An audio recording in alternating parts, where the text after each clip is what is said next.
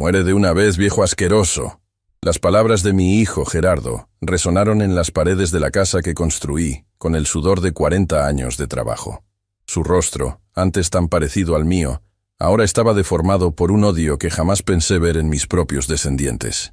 Yo, Eustaquio Mondragón, a mis 67 años, me quedé inmóvil frente a él, sintiendo cómo el bastón que sostenía temblaba entre mis dedos.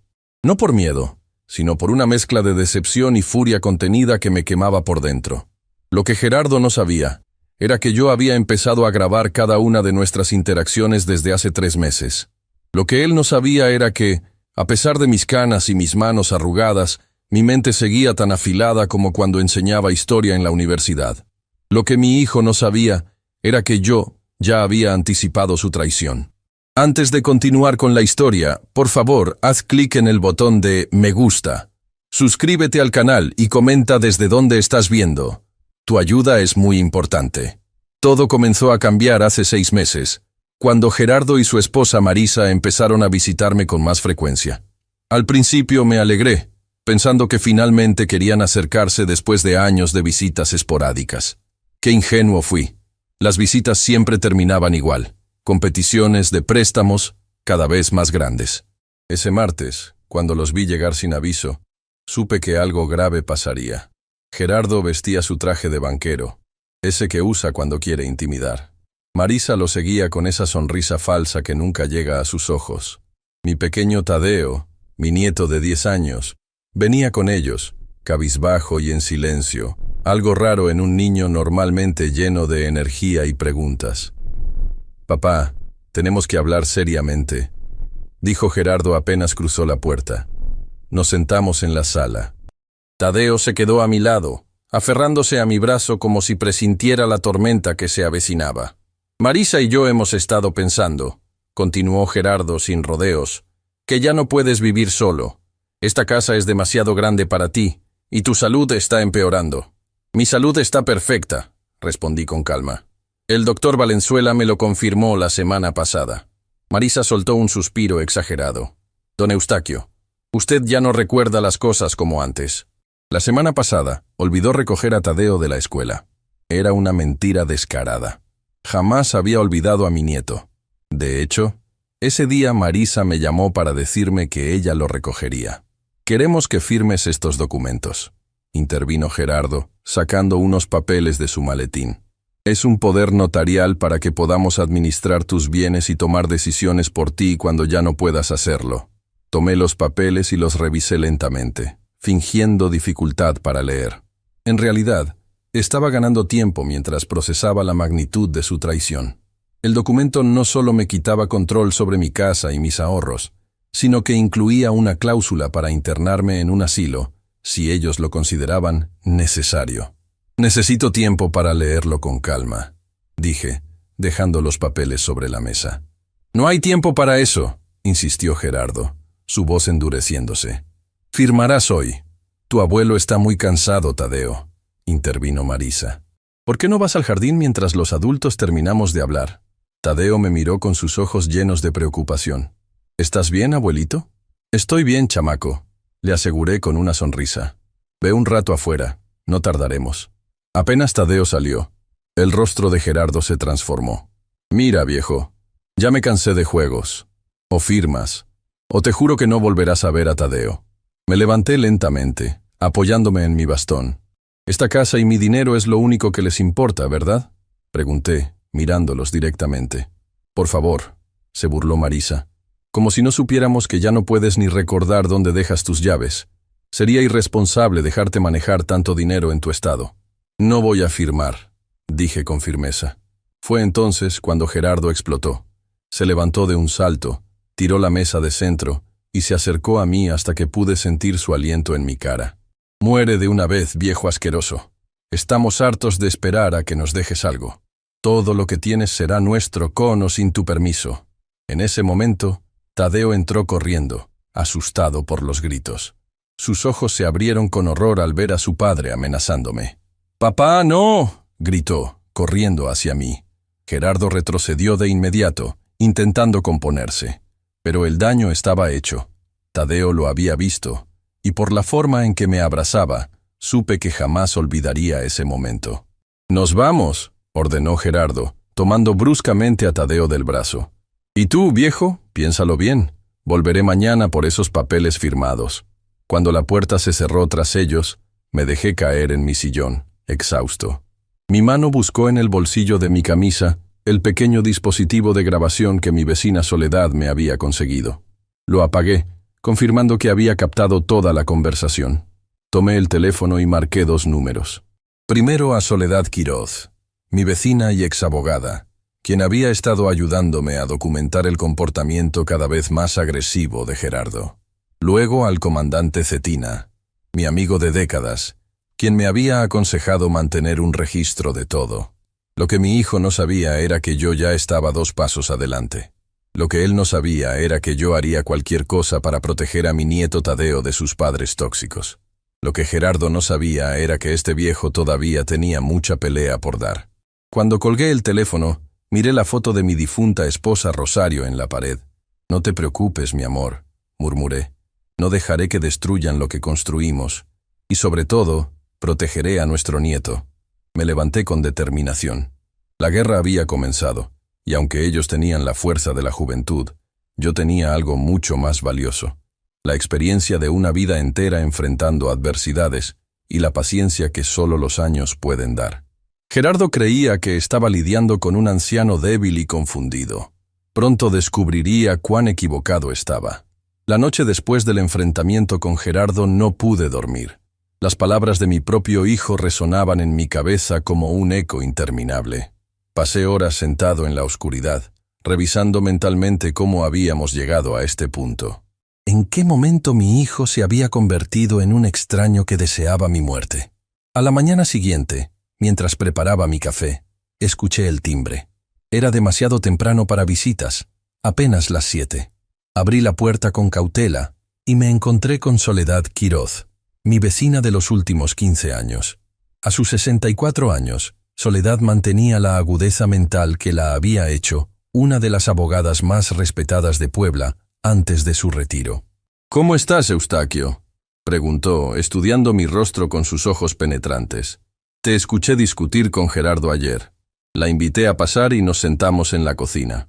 Le serví café mientras le relataba lo sucedido, omitiendo los detalles más dolorosos.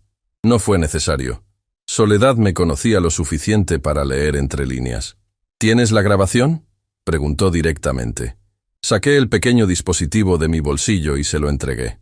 Soledad lo conectó a su teléfono y escuchó en silencio, su expresión endureciéndose con cada segundo. «Esto es grave, Eustaquio. Lo que intentan hacer es desplazarte legalmente de tus propiedades. Conozco este tipo de maniobras. Las vi demasiadas veces durante mi carrera». Soledad había sido quien, 3 meses atrás, me advirtió sobre las intenciones de Gerardo y Marisa. Ella había notado su comportamiento durante una comida familiar, y con su experiencia, reconoció las señales. Fue ella quien me sugirió comenzar a grabar nuestras conversaciones. «¿Has hablado con Cetina?», preguntó, refiriéndose al comandante de la policía local, un viejo amigo mío de los tiempos en que yo enseñaba historia a cadetes de policía como actividad extracurricular. «Lo llamé anoche. Vendrá esta tarde». Soledad asintió satisfecha. «Bien. Necesitamos testigos confiables y documentación oficial. Esto ya no es solo sobre tu patrimonio, Eustaquio. Es sobre Tadeo». La mención de mi nieto me provocó un nudo en el estómago. La noche anterior había recibido un mensaje de texto de un número desconocido. Era Tadeo, usando el teléfono de un amigo, preguntándome si estaba bien. Me contó que sus padres habían discutido toda la noche, mencionando algo sobre internarlo si no cooperaba. No necesité preguntar a quién planeaban internar. Tengo miedo por él, Soledad. Gerardo nunca fue un padre muy presente, pero últimamente lo veo diferente con Tadeo. Más distante, más frío. Marisa es la verdadera manipuladora, respondió Soledad, quien siempre había visto a través de la fachada de mi nuera. Ella ve a Tadeo como una herramienta, no como un niño. Mientras hablábamos, revisé las notas que había estado recopilando durante meses. Recibos de préstamos nunca devueltos, correos electrónicos de Gerardo pidiendo dinero con excusas cada vez más elaboradas, mensajes de texto amenazantes cuando me negaba. Todo estaba cuidadosamente documentado, fechado y respaldado. ¿Recuerdas cuándo comenzó todo esto?, preguntó Soledad. Recordaba perfectamente el momento en que Gerardo cambió. Fue hace 3 años, poco después de casarse con Marisa. Él siempre había sido ambicioso, pero honesto. Trabajaba duro en el banco, y aunque no era el padre más atento con Tadeo, cumplía con sus responsabilidades. Entonces, Marisa entró en nuestras vidas. Al principio parecía encantadora, interesada en la familia y en nuestras tradiciones, pero pronto comenzó a influir en Gerardo. Lo convenció de mudarse a un vecindario más exclusivo, de comprar un auto que no podían costear, de aparentar un estilo de vida muy por encima de sus posibilidades. Los préstamos comenzaron como peticiones educadas. 5.000 pesos para un electrodoméstico, 20.000 para reparaciones en la casa, luego 50.000 para una inversión segura. Cuando me negué a darles 200.000 pesos para un negocio que sonaba sospechoso, Gerardo dejó de ser amable. Las visitas se volvieron confrontaciones, y Tadeo, quien antes venía con alegría a pasar tiempo conmigo, ahora llegaba cabizbajo y temeroso. «Necesitamos un plan», dijo Soledad, interrumpiendo mis recuerdos. «Si vuelven hoy por esos papeles, debes estar preparado». Pasamos la siguiente hora delineando una estrategia. Soledad, con su experiencia legal, me explicó mis opciones. Podía presentar una denuncia formal contra Gerardo por las amenazas, pero eso significaría un escándalo familiar que afectaría a Tadeo. La otra opción era más sutil: seguirles el juego hasta tener suficientes pruebas para confrontarlos legalmente sin dañar a mi nieto. «Lo más importante es proteger a Tadeo», afirmé, y Soledad asintió, comprendiendo que mi nieto era mi prioridad. Después de que Soledad se marchó, me preparé para la visita del comandante Cetina. Tomás Cetina y yo nos conocíamos desde hace 30 años. Cuando yo daba clases en la universidad, él era un joven oficial que asistía a mis seminarios sobre historia criminal de México. Con el tiempo, desarrollamos una amistad basada en el respeto mutuo y la pasión compartida por entender el comportamiento humano a través de la historia. Cetina llegó puntual, como siempre. A sus 55 años, mantenía la postura recta y el aspecto imponente que lo había ayudado a ascender en la jerarquía policial. Pero conmigo, su expresión siempre se suavizaba, mostrando al hombre detrás del uniforme. «Eustaquio», me saludó con un abrazo firme. Soledad me puso al día. «Lamento mucho esta situación con Gerardo». Le ofrecí un café y nos sentamos en el porche trasero, donde podíamos hablar sin ser observados desde la calle. Le mostré las grabaciones y la documentación que había recopilado. «Técnicamente las amenazas verbales son suficientes para una orden de restricción», explicó Cetina después de examinar el material. «Pero entiendo que no quieres tomar medidas tan drásticas contra tu propio hijo». «Lo que quiero es proteger a Tadeo», respondí, «y recuperar a mi hijo, si es posible. Creo que Marisa lo ha manipulado, endeudándolo y convenciéndolo de que la única salida es conseguir mi dinero». Cetina asintió comprensivamente. «He visto casos similares. La codicia puede transformar a las personas, y más cuando hay problemas financieros de por medio». Le conté mis sospechas sobre la situación económica de Gerardo. Hace unos meses, un antiguo colega del banco me había mencionado que mi hijo estaba bajo investigación interna por irregularidades en ciertas cuentas. Nada había sido probado, pero las presiones en su trabajo, sumadas a la ambición desmedida de Marisa, formaban una combinación peligrosa.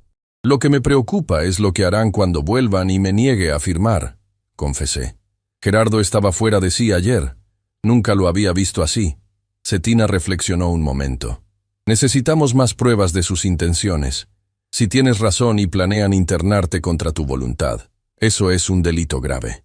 Discutimos varias estrategias y finalmente acordamos un plan.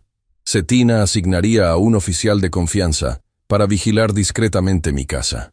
También me dio un número directo para emergencias y me mostró cómo configurar cámaras de seguridad conectadas a su teléfono. «No estás solo en esto, amigo», me aseguró antes de marcharse. «Manténme informado de cualquier movimiento». Apenas se fue Cetina, recibí una llamada de Gerardo. Su tono era sorprendentemente conciliador, casi arrepentido. «Papá, lamento lo de ayer», dijo con una voz que intentaba sonar sincera. «Me dejé llevar por el estrés. ¿Podemos hablar esta tarde? Solo nosotros dos, sin Marisa. Acordamos vernos a las 5. Colgué sintiendo una mezcla de esperanza y recelo. ¿Realmente estaba arrepentido? ¿O era otra estrategia? Para distraerme, me dediqué a revisar viejos álbumes de fotos. Encontré imágenes de Gerardo de niño, sonriente y despreocupado. Fotos de mi esposa Rosario sosteniendo a nuestro hijo recién nacido con una expresión de amor infinito. Rosario había fallecido hace 8 años, y a veces me preguntaba si las cosas serían diferentes si ella estuviera aquí. Ella siempre supo manejar a Gerardo mejor que yo. Cerca de las 4, recibí un mensaje inesperado.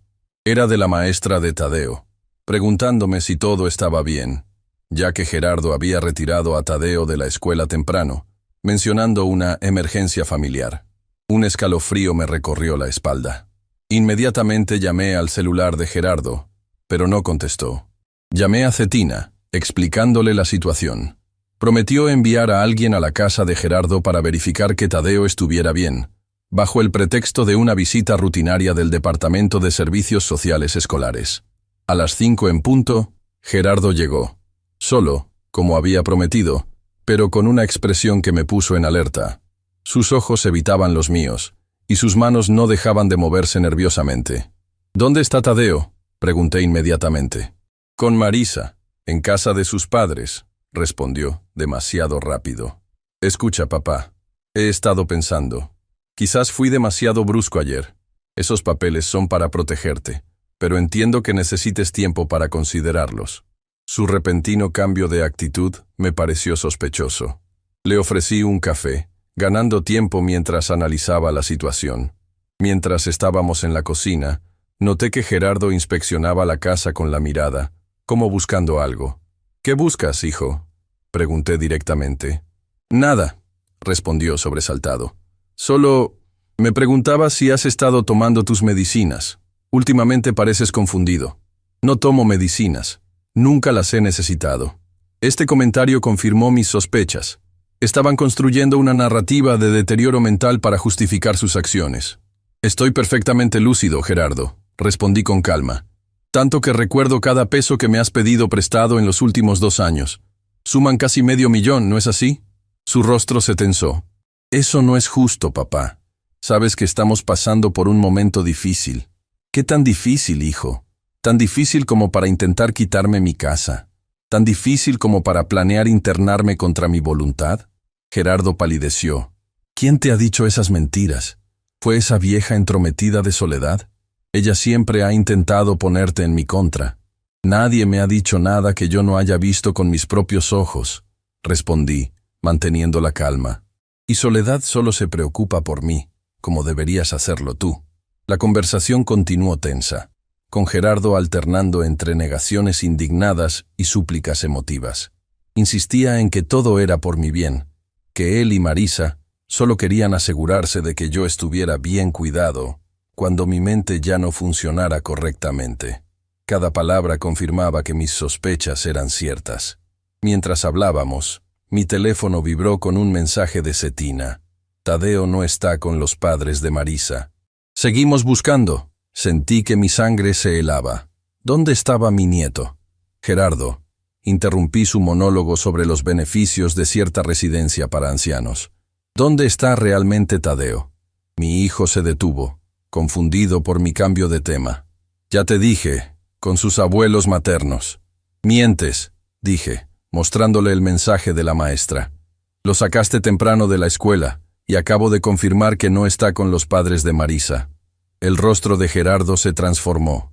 La máscara de preocupación filial desapareció, revelando una expresión calculadora que me resultó ajena, irreconocible en el hijo que yo había criado. Tadeo está a salvo, dijo finalmente, y seguirá estándolo mientras cooperes con nosotros. En ese momento comprendí la verdadera magnitud de su plan. No solo querían mi dinero y mi casa, estaban usando a mi nieto como herramienta de chantaje emocional. El dolor que sentí fue indescriptible, pero mantuve la compostura. ¿Qué le has dicho a Tadeo?, pregunté, intentando ganar tiempo mientras enviaba un mensaje discreto a Cetina. Nada que no sea verdad, respondió Gerardo, su voz ahora fría y distante. Que su abuelo está enfermo que necesita ayuda profesional y que por su propio bien debe dejar de visitarte por un tiempo. Cada palabra era como un puñal. Pensé en mi nieto, confundido y asustado, separado de mí por las mentiras de sus padres. La rabia comenzó a reemplazar al dolor. «Te daré una última oportunidad, Gerardo», dije, levantándome lentamente. «Trae a Tadeo de vuelta ahora mismo, y olvidaremos esta conversación». Gerardo soltó una risa despectiva. «¿O qué, viejo? ¿Qué vas a hacer? Estás solo. Nadie te creerá cuando les digas que tu propio hijo te amenazó. Todos verán a un anciano confundido y paranoico». Lo que Gerardo no sabía era que cada palabra de nuestra conversación estaba siendo grabada. Lo que él no sabía era que Cetina ya había localizado a Tadeo, quien estaba encerrado en el apartamento de un amigo de Marisa, supuestamente para su protección. Lo que mi hijo no sabía era que, mientras hablábamos, se estaba sellando su propio destino. El tiempo pareció detenerse mientras sostenía la mirada de mi hijo. Ya no reconocía en él al niño que había criado, al joven que alguna vez tuvo principios. Frente a mí había un extraño con el rostro de Gerardo, dispuesto a usar a su propio hijo como moneda de cambio. «Firma los documentos hoy, y podrás ver a Tadeo el fin de semana», continuó Gerardo, sacando nuevamente los papeles de su maletín. «Es una oferta generosa, considerando las circunstancias». «¿Qué circunstancias exactamente?», pregunté, manteniendo una calma que no sentía. Necesitaba que Gerardo revelara más detalles de su plan mientras la grabación seguía corriendo. Gerardo se inclinó hacia adelante, abandonando toda pretensión de preocupación filial. «Francamente, papá, tu situación económica. Tienes esta casa que ya no puedes mantener, una pensión considerable y ahorros que solo están acumulando polvo. Mientras tanto, Marisa y yo tenemos planes, proyectos que necesitan financiamiento. Proyectos como el centro comercial en Cholula», comenté casualmente, observando su reacción. «O quizás tiene que ver con las cuentas irregulares en el banco». La sorpresa en su rostro fue instantánea. Gerardo no esperaba que yo estuviera al tanto de sus problemas laborales. «¿Quién te ha estado hablando de mí?», preguntó, la ira reemplazando momentáneamente su fachada de control. «Puebla sigue siendo un pueblo grande disfrazado de ciudad, hijo. La gente habla». Me levanté lentamente, apoyándome en mi bastón más por estrategia que por necesidad. «Lo que me preocupa no son tus problemas financieros, sino lo que estás dispuesto a hacer para resolverlos». Mi teléfono vibró discretamente.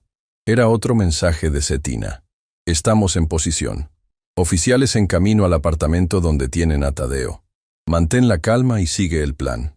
Regresé mi atención a Gerardo, quien revisaba nerviosamente su propio celular. «Hay algo que no entiendo», continué, caminando lentamente hacia la ventana. «¿Por qué involucrar a Tadeo en esto? Es solo un niño». «Porque es el único al que escuchas», respondió Gerardo con un deje de amargura. «Siempre has preferido a Tadeo sobre mí. Desde que nació, todo ha sido mi nieto esto, mi nieto aquello. ¿Alguna vez te has preguntado cómo me hace sentir eso?». El resentimiento en su voz me sorprendió. ¿Realmente mi hijo se sentía desplazado por su propio hijo? Nunca había considerado que mi relación con Tadeo pudiera causarle celos a Gerardo. «Siempre has sido mi prioridad», respondí con sinceridad. «Pero cuando te casaste con Marisa, comenzaste a alejarte. Y cuando nació Tadeo, apenas me permitían verlo. Fue solo después, cuando necesitaban quien lo cuidara gratis, que súbitamente yo era bienvenido en sus vidas». Gerardo se levantó abruptamente, paseándose por la sala como un animal enjaulado. «No intentes voltear esto, papá. No se trata de quién quiere más a quién. Se trata de que tienes recursos que podrían beneficiarnos a todos, y te niegas a compartirlos». «¿Compartirlos? Lo que quieres es apropiártelos por completo». «Porque los merezco», estalló Gerardo golpeando la mesa. «He trabajado toda mi vida para construir algo, para dar a mi familia lo que merece. Mientras tanto, tú estás sentado sobre una mina de oro, desperdiciando tus últimos años en esta casa demasiado grande, con demasiado dinero para un solo viejo». La verdad finalmente salía a la luz. No se trataba de mi bienestar ni de preocupación por mi salud mental. Era simple y llana codicia, alimentada por los años de resentimiento que Gerardo había estado acumulando. «Tadeo estará mejor con nosotros», continuó, recuperando algo de compostura. «Lejos de tus historias del pasado y tus ideas anticuadas. Marisa y yo podemos darle un futuro brillante, con las conexiones adecuadas.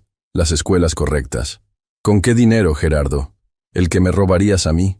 ¿O el que has estado desviando del banco? La mención de sus actividades ilícitas lo hizo palidecer. Su mano se movió instintivamente hacia el bolsillo interior de su chaqueta, un gesto que noté de inmediato. «Cuidado con lo que insinúas», dijo, su voz descendiendo a un susurro amenazante. «No tienes idea de lo que estás hablando». Antes de que pudiera responder, su teléfono sonó. Gerardo lo contestó de inmediato, dándome la espalda. Su postura cambió mientras escuchaba, tensándose visiblemente. Cuando se volvió hacia mí, su rostro estaba contraído por la rabia. «¿Qué has hecho?», preguntó avanzando hacia mí. «La policía está en el apartamento. ¿Cómo lo supiste?». Mantuve la calma, consciente de que la situación estaba llegando a un punto crítico. «Lo que deberías preguntarte es por qué la policía se interesaría en un apartamento donde supuestamente un niño está visitando a un amigo de su madre». Gerardo me miró con incredulidad, finalmente comprendiendo que yo no era el anciano indefenso y desinformado que él creía. «Esto no ha terminado», dijo recogiendo sus cosas apresuradamente. «Tadeo sigue siendo mi hijo. Legalmente, puedo decidir si lo ves o no. Estoy seguro de que el juez tendrá mucho que decir sobre un padre que usa a su hijo como rehén para extorsionar a su abuelo», respondí, mostrándole por primera vez el pequeño dispositivo de grabación que había estado funcionando durante toda nuestra conversación. Los ojos de Gerardo se abrieron con sorpresa y luego se entrecerraron con furia. Por un momento, temí que me atacara físicamente. En lugar de eso, se dirigió hacia la puerta. «Pagarás por esto, viejo», murmuró, antes de salir apresuradamente. Apenas se marchó, me dejé caer en el sillón, exhausto por la tensión. Llamé inmediatamente a Cetina para conocer la situación con Tadeo. «Lo tenemos», me aseguró el comandante. Estaba en el apartamento de un tal Joaquín Vega, aparentemente socio de Marisa en algún tipo de negocio. Tadeo está asustado pero ileso. «Lo estamos llevando a la estación ahora mismo». El alivio que sentí fue indescriptible. Mi nieto estaba a salvo. Sin embargo, sabía que esto era solo el comienzo de una batalla más grande. «¿Qué pasa con Marisa?», pregunté. «No estaba en el apartamento. Según Vega, ella dejó al niño ahí con instrucciones estrictas de no dejarlo salir ni comunicarse con nadie, especialmente contigo. Estamos buscándola ahora». Agradecí a Cetina y le pedí que cuidara de Tadeo hasta que yo pudiera llegar. Mientras me preparaba para salir, llamé a Soledad para informarle de los acontecimientos. Ella se ofreció a acompañarme a la estación de policía, lo cual agradecí profundamente.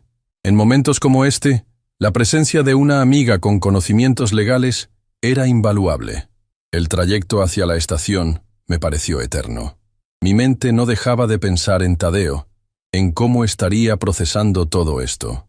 ¿Qué le habrían dicho sus padres para justificar su virtual secuestro? ¿Cómo le explicaríamos lo que estaba sucediendo sin dañarlo emocionalmente? Cuando finalmente llegamos, Cetina nos recibió personalmente. Su expresión era grave pero reconfortante. «Tadeo está con la trabajadora social», explicó. «Está confundido pero físicamente está bien. Te está esperando». Entré a la pequeña sala donde mi nieto aguardaba. Al verme, sus ojos se iluminaron y corrió hacia mí, abrazándome con todas sus fuerzas. No dijo nada durante varios minutos. Simplemente se aferró a mí, como si temiera que fuera a desaparecer. «Abuelito», susurró finalmente, «¿es verdad que estás enfermo del cerebro?». La pregunta me dolió más que cualquier amenaza de Gerardo. Le aseguré que estaba perfectamente sano, que todo había sido un malentendido. No quise entrar en detalles sobre las acciones de sus padres. Tadeo ya estaba suficientemente confundido. La trabajadora social, una mujer llamada Carmen, nos observaba con expresión compasiva. Después de unos minutos, nos pidió hablar en privado mientras Tadeo descansaba. «El niño nos contó que sus padres le dijeron que usted sufría de demencia y que era peligroso para él visitarlo», explicó Carmen. Según su testimonio, lo llevaron al apartamento con la promesa de que sería solo por unos días, mientras arreglaban los papeles para internarlo a usted en un centro especializado. La crueldad de usar a Tadeo de esa manera, llenando su cabeza de mentiras sobre mí, hizo que mi determinación se fortaleciera aún más. «¿Qué procede ahora?», preguntó Soledad, quien había estado escuchando en silencio. «Hemos abierto una investigación por presunto abuso infantil emocional y posible secuestro», respondió Cetina. «Mientras tanto, Necesitamos determinar dónde se quedará el niño. Conmigo, dije inmediatamente. Soy su abuelo. Legalmente los padres tienen la custodia, explicó Carmen con gentileza. Pero dadas las circunstancias, podemos solicitar una custodia temporal de emergencia a su favor, especialmente si existe evidencia de que el bienestar del niño está en riesgo con sus padres. Soledad intervino, explicando que teníamos grabaciones que demostraban las intenciones de Gerardo y Marisa. Mientras los adultos discutíamos los aspectos legales, mantuve un ojo en Tadeo, quien se había quedado dormido en el sofá, agotado por el estrés emocional. El proceso legal para obtener la custodia temporal fue sorprendentemente rápido, gracias a la influencia de Cetina y la experiencia de Soledad. Para el anochecer, tenía autorización para llevar a Tadeo a casa conmigo, al menos hasta la audiencia preliminar que se celebraría en 3 días. Durante el camino de regreso, Tadeo permaneció inusualmente callado. Solo cuando llegamos a casa y se sentó en su lugar favorito del porche, comenzó a hacer preguntas. «Abuelito, ¿por qué papá y mamá dijeron que estabas loco?» Intenté explicarle la situación de la manera más suave posible, omitiendo los detalles más crudos. A veces los adultos cometen errores cuando están preocupados por dinero o por el futuro, le dije. Tus padres están pasando por un momento difícil y tomaron algunas malas decisiones. ¿Pero me mintieron? ¿A propósito? La inocencia de su pregunta me partió el corazón. ¿Cómo explicarle a un niño de 10 años que sus padres lo habían usado como peón en una estrategia de extorsión? Sí, Tadeo, te mintieron. Y eso estuvo muy mal. Tadeo asimiló esta información en silencio, su joven mente intentando reconciliar la imagen que tenía de sus padres con lo que ahora sabía. ¿Voy a vivir contigo ahora?, preguntó finalmente. Por un tiempo, mientras los jueces deciden qué es mejor para ti.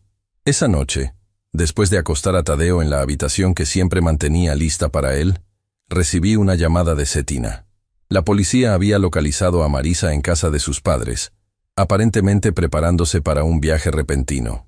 Fue detenida para interrogatorio, y durante el registro encontraron documentos que confirmaban nuestras sospechas.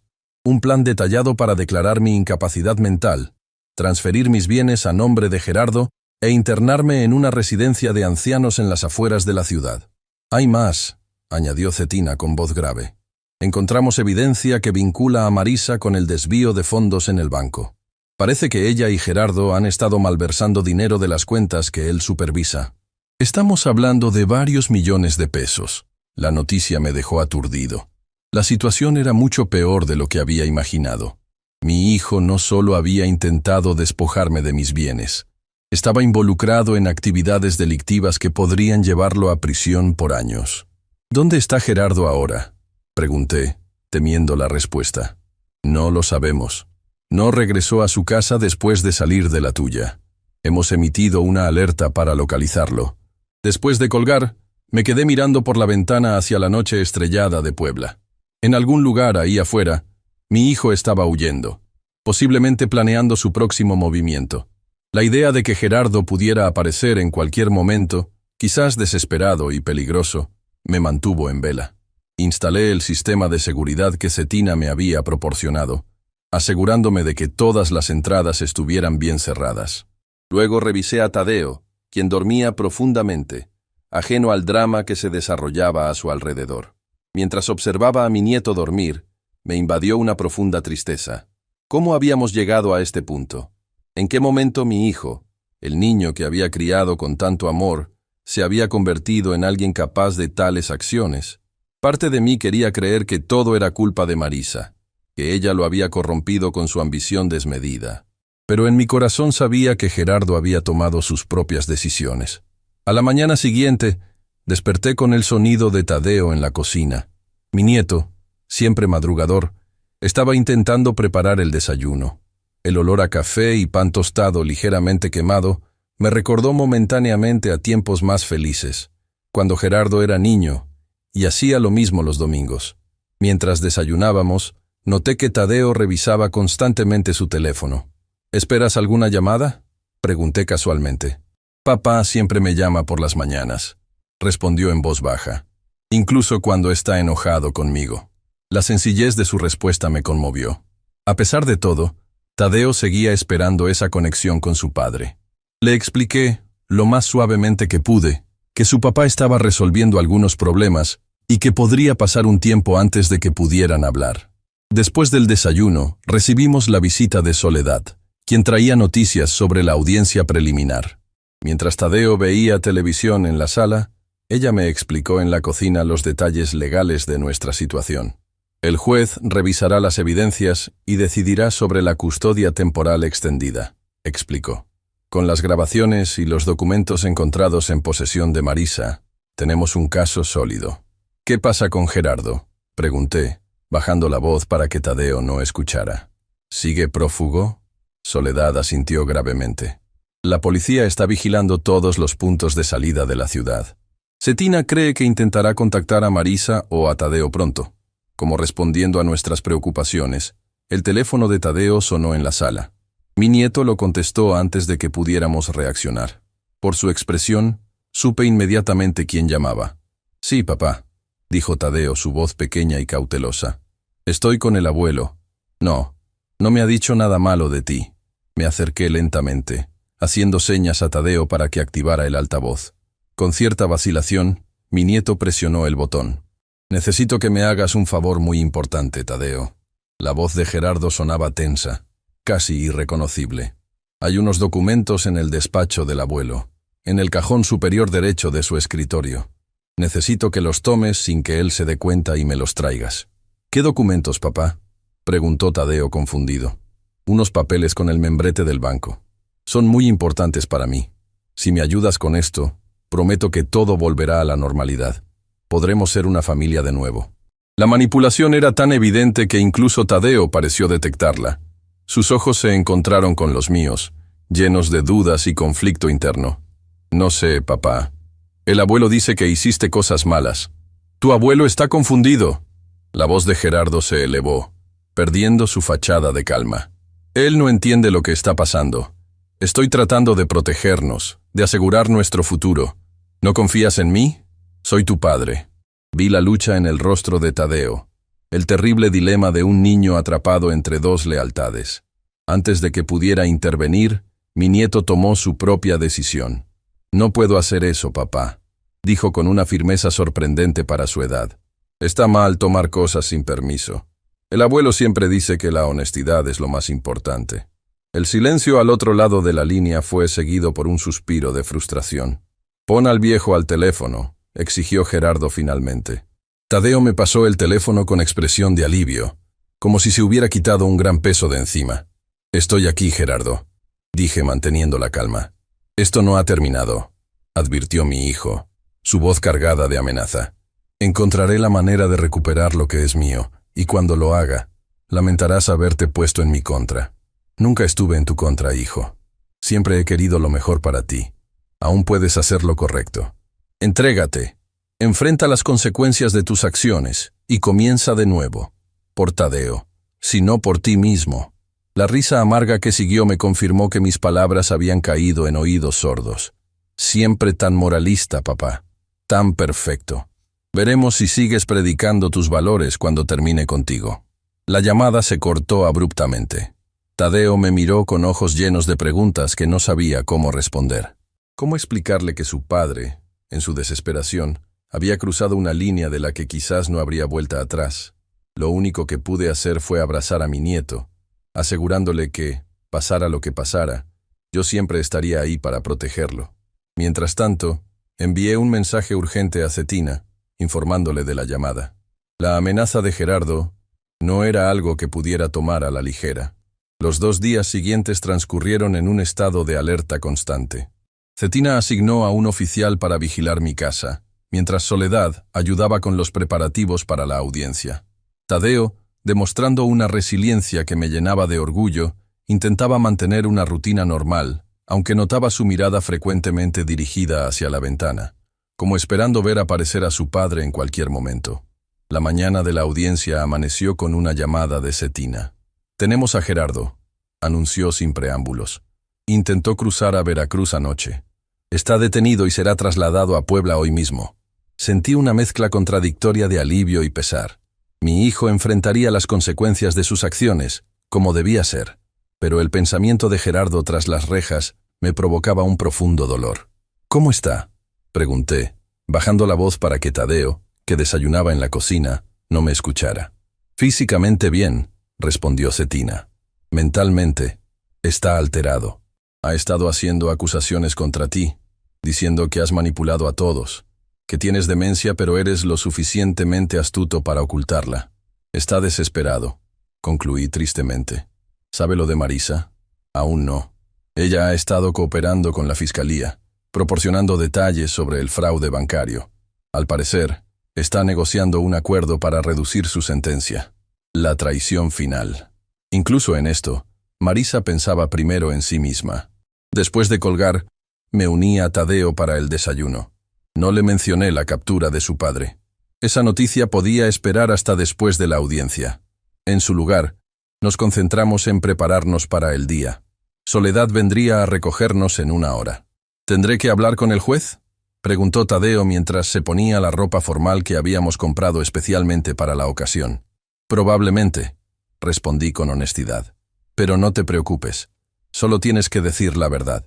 El juez está ahí para escucharte y asegurarse de que estés bien. ¿Y si pregunta sobre papá y mamá? No quiero que se metan en problemas por mi culpa». Su preocupación, tan típica de los niños que asumen responsabilidades que no les corresponden, me conmovió profundamente. «Nada de esto es tu culpa, Tadeo», le aseguré, ajustando su corbata. «Tus padres tomaron sus propias decisiones. Tú solo eres un niño que merece estar seguro y feliz». La audiencia estaba programada para las 10 de la mañana en el juzgado familiar. Cuando llegamos, el lugar bullía de actividad. Soledad nos guió hacia la sala correspondiente, donde ya esperaba Carmen, la trabajadora social, junto con el abogado designado para representar los intereses de Tadeo. Para mi sorpresa, Marisa estaba allí, sentada en un rincón, escoltada por un oficial. Vestía un traje sobrio, muy diferente de su habitual estilo ostentoso, y evitaba mirar en nuestra dirección. Tadeo la vio y se tensó visiblemente. «¿Está bien si me quedo contigo?», susurró, aferrándose a mi mano. «Por supuesto», respondí, sintiendo una oleada de protección hacia mi nieto. El juez, un hombre de unos 60 años con expresión severa pero justa, inició la sesión puntualmente. Primero escuchó los argumentos del fiscal, quien presentó las evidencias que habíamos recopilado.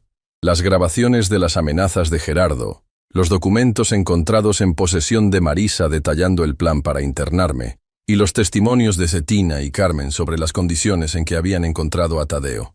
Luego fue el turno de Marisa y su abogado. Para mi asombro no negaron las acusaciones. En cambio, Marisa presentó una versión de los hechos donde ella era otra víctima de las manipulaciones de Gerardo. «Mi cliente fue influenciada por su esposo», argumentó el abogado. Él la convenció de que don Eustaquio realmente sufría de demencia y que estaban actuando en su mejor interés. En ningún momento comprendió la verdadera naturaleza de sus acciones. La hipocresía de su defensa me indignó, pero mantuve la compostura. Tadeo escuchaba todo con una concentración impropia de su edad, procesando cada palabra, cada acusación. Cuando llegó mi turno de hablar, me levanté con dignidad. Expliqué al juez cómo había comenzado todo. Los préstamos cada vez mayores, las presiones, las amenazas veladas que se volvieron explícitas. Hablé de mi preocupación principal, el bienestar de Tadeo. «No busco venganza, su señoría», concluí. «Solo quiero proteger a mi nieto y asegurarme de que pueda crecer en un ambiente seguro y estable». El momento más difícil llegó cuando el juez solicitó hablar con Tadeo en privado. Mi nieto me miró con aprehensión mientras era conducido a una sala adyacente. Esos 15 minutos me parecieron eternos.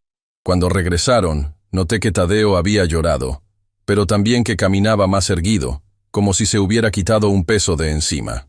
El juez lo miraba con un respeto que rara vez se concede a un niño de 10 años. Después de escuchar a todas las partes, el juez dictó su resolución. Se me otorgaba la custodia temporal de Tadeo por un periodo de 6 meses, durante los cuales se evaluaría la situación de sus padres. Marisa podría tener visitas supervisadas, una vez por semana. En cuanto a Gerardo, cualquier contacto estaría sujeto a su situación legal y a evaluación psicológica. Al salir de la sala, Marisa intentó acercarse a Tadeo. Mi nieto se detuvo. permitiéndole aproximarse pero manteniendo su distancia emocional. «Lo siento, Tadeo», dijo ella, con lágrimas que no supe si eran sinceras. «Nunca quise que las cosas llegaran a este punto». Tadeo la miró con una madurez sorprendente. «También lo siento, mamá», respondió simplemente, antes de volver a mi lado. El camino de regreso a casa fue silencioso. Tadeo parecía perdido en sus pensamientos, procesando todo lo ocurrido. No lo presioné para hablar. Sabía que necesitaba tiempo. Esa noche, después de cenar, mi nieto finalmente expresó lo que le preocupaba. ¿Papá irá a la cárcel? La pregunta directa merecía una respuesta igualmente honesta. Probablemente sí, Tadeo. Lo que hizo en el banco es muy grave. ¿Por mucho tiempo? No lo sé con certeza. Dependerá de muchas cosas. Tadeo asimiló esta información en silencio. Luego hizo la pregunta que realmente le atormentaba. ¿Es mi culpa? Si hubiera hecho lo que papá me pidió por teléfono. No, interrumpí firmemente. Nada de esto es tu culpa. Tomaste la decisión correcta al no ayudarlo a hacer algo malo. Estoy muy orgulloso de ti por eso. Mi nieto me abrazó entonces, liberando finalmente todas las emociones contenidas de los últimos días. Lo sostuve mientras lloraba, ofreciéndole el refugio seguro que necesitaba. A la mañana siguiente, Cetina me llamó para informarme que Gerardo había solicitado verme. Mi primera reacción fue negarme. La herida estaba demasiado fresca. Pero después de reflexionarlo, decidí que necesitaba este cierre. No solo por mí, sino también por Tadeo. «Te acompañaré», se ofreció Soledad cuando le conté mi decisión. «No deberías enfrentar esto solo». El centro de detención era un lugar frío e impersonal. Mientras esperábamos en la sala de visitas, me preparé mentalmente para ver a mi hijo en estas circunstancias. Nada, sin embargo, podía haberme preparado para la realidad. Gerardo entró escoltado por un guardia, vestido con el uniforme de los detenidos. Había perdido peso, y su rostro mostraba signos de insomnio y estrés. Al verme, se detuvo brevemente, como si dudara, antes de sentarse frente a mí. Nos observamos en silencio durante varios segundos. ¿Qué se dice a un hijo que ha intentado destruirte? ¿Qué se dice a un padre al que has traicionado? Marisa está cooperando con la fiscalía, dije finalmente, rompiendo el silencio. Está negociando un acuerdo a cambio de información sobre el fraude bancario. Gerardo soltó una risa amarga, sin humor. Por supuesto que lo está. Siempre supe que me abandonaría cuando las cosas se complicaran. ¿Por qué solicitaste verme?, pregunté directamente. No había venido para intercambiar trivialidades. Mi hijo me miró con una mezcla de resentimiento y algo más. ¿Vergüenza, quizás? Quería verte cara a cara una última vez, respondió. Quería que supieras que no me arrepiento de lo que hice, solo lamento haber fallado. Sus palabras me dolieron, pero no me sorprendieron. Gerardo siempre había sido orgulloso, incapaz de admitir sus errores. Incluso sabiendo que tu plan habría destrozado a Tadeo, que usar a tu propio hijo como herramienta de extorsión le causó un daño que podría llevar años reparar. Por primera vez, vi un destello de duda en sus ojos. Tadeo es fuerte, lo habría superado, murmuró, aunque sin convicción. Es fuerte porque tiene un buen corazón, a pesar de todo lo que has hecho para endurecerlo, respondí. Anoche lloró por ti, se preocupa por lo que te sucederá, incluso después de lo que le hiciste. Gerardo desvió la mirada, incapaz de sostener la mía. En ese momento, vi un atisbo del niño que había criado, del hijo que alguna vez había amado incondicionalmente a su padre. El juez me concedió la custodia temporal, continué. Pero Tadeo sigue siendo tu hijo. Siempre serás su padre, para bien o para mal. ¿Y qué se supone que significa eso?, preguntó con amargura. Estaré en prisión durante años. Cuando salga, Tadeo será casi un adulto. Significa que tienes una elección que hacer. Puedes aferrarte a tu orgullo y tu resentimiento, o puedes comenzar a reparar el daño que has causado. Puedes escribirle, demostrarle que lo amas independientemente de las circunstancias. Puedes darle el ejemplo de alguien que acepta las consecuencias de sus acciones y busca redimirse. Un largo silencio siguió a mis palabras. Finalmente, Gerardo habló, su voz más suave ahora. ¿Cómo está él? Está confundido, dolido, pero es resiliente. Está adaptándose a vivir conmigo de forma permanente. ¿Le has contado todo? Solo lo que necesita saber para su edad. Que cometiste errores graves, que tendrás que afrontar las consecuencias, pero que sigue siendo tu hijo y que lo amas. ¿Le dijiste eso?, preguntó con sorpresa. ¿Después de todo lo que pasó? Eres su padre, Gerardo. Nunca le mentiría sobre algo tan importante. Mi hijo bajó la cabeza, ocultando su rostro de mi vista. Cuando volvió a mirarme, había lágrimas en sus ojos. No merezco tu compasión, dijo con voz quebrada. Intenté destruirte. Te llamé cosas horribles. Estuve dispuesto a internarte contra tu voluntad. Y tendrás que vivir con eso, respondí con firmeza pero sin crueldad. Así como yo tendré que vivir sabiendo que no pude evitar que mi hijo tomara este camino destructivo. Nuestro tiempo estaba terminando. El guardia se acercó para indicarnos que la visita concluiría en 2 minutos. ¿Puedo pedirte algo?, preguntó Gerardo repentinamente urgente. ¿Podrías traer a Tadeo a verme? Solo una vez. Necesito decirle algo. Consideré su petición cuidadosamente. Hablaré con Tadeo. Si él quiere verte, lo traeré. Pero será su decisión, no la mía ni la tuya. Gerardo asintió, aceptando mis términos. Cuando me levanté para irme, él extendió su mano hacia mí en un gesto tentativo.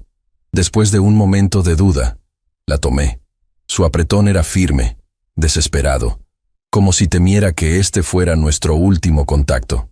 Lo siento, papá, susurró, tan bajo que apenas pude escucharlo. Lo siento tanto. Eran las primeras palabras sinceras que escuchaba de él en años.